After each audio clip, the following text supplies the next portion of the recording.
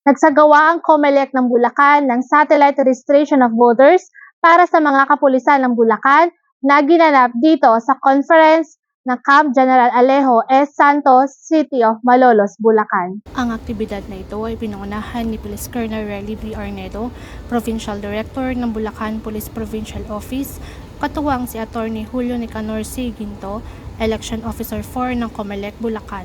Nagkaroon ng change o correction of entries, new registration, transfer at reactivation sa naturang aktibidad. Ayon sa COMELEC Bulacan, maaari umanong mag-request sa tanggapan ng COMELEC ang mga opisina o barangay na nais ding magkaroon ng satellite voter registration sa kanilang lugar o komunidad.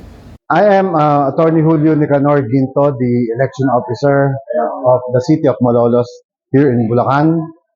Ngayon, nandito tayo sa Camp Alejo Santos. Nagsasagawa tayo ng off-site registration o satellite registration.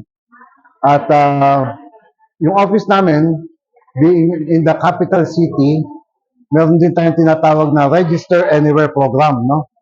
Na ibig sabihin, maski you don't intend to register in Malolos, you intend to register somewhere else, no? Pwede namin tanggapin yon. So ito, ginawa namin itong activity na ito dito sa camp ng police para maipaglingkod sa ating mga kapulisan na makapagparehisto sila. Nakakatuwa na itong ating kapartner sa pagmamanage ng eleksyon ay hindi naman pala nakarehistro. So, ganon. So, dapat ay maging kaisa din natin sila sa pagtataguyod ng ating mga halalan, sa pagtataguyod ng demokrasya sa ating bansa.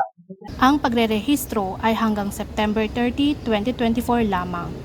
Hinihikayat ng naturang ahensya ang publiko na magparehistro na at makiisa sa isinasagawang aktibidad, lalo na sa mga barangay.